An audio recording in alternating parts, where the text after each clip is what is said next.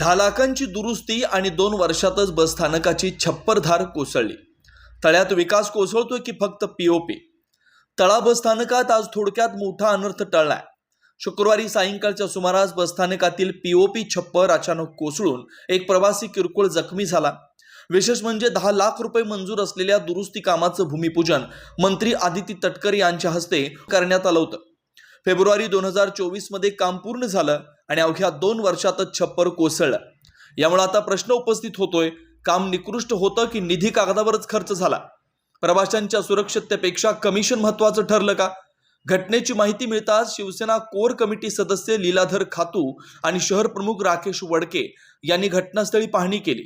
यावेळी त्यांनी ठाम शब्दात आरोप केला की संपूर्ण तालुक्याचं बसस्थानक जसं असायला हवं तसं कोणतंही नियोजन ठेकेदारानं केल्याचं दिसत नाही। 10 लाख मंजूर असताना 5 लाख रुपये तरी प्रत्यक्ष कामावर खर्च झालेत का, हा मोठा प्रश्न आहे। या पाहणीवेळी नगरसेवक नरेश सुर्वे, सिराज खाचे, रितेश मुंडे आणि इतर पदाधिकारी उपस्थित होते। तळा बसस्थानकात आज पीओपी कोसळली, पण उद्या प्रवाशांचा जीव कोसळण्याची वेळ येऊ नये याची जबाबदारी कोण घेणार, हा प्रश्न आता जनता विचारते। तळा एस टी स्टँडला भेट दिली असता गेले वर्ष 7-8 महिन्यापूर्वीच काम झालेलं आणि त्या काम झालेलं असताना त्याची दुरावस्था आम्ही बघितली। तर ते सिलिंग अक्षरशः पडलेलं आहे, पंख्याची पास सुद्धा तुटलेली आहे आणि बांधाचा पॅसेंजर होता त्याच्या डोक्यामध्ये मार बसला असं कंट्रोल जे आता आहे तिथं ड्युटीवर त्यांनी प्रत्यक्षात आम्हाला सांगितलं आणि खरोखरच त्याच्यामुळे आम्हाला ह्या कामाची दखल घेणं भाग पडलं की संपूर्ण 8-10 लाखाचं काम आणि जवळ मशानभूमीसारखं काम केलेलं आहे।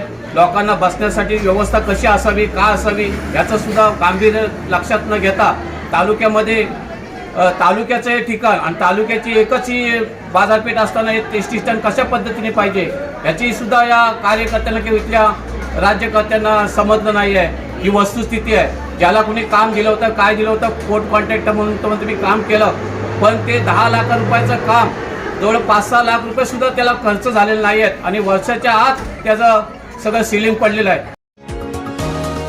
तुम्ही पाहत आहात विस्टा न्यूज मराठी।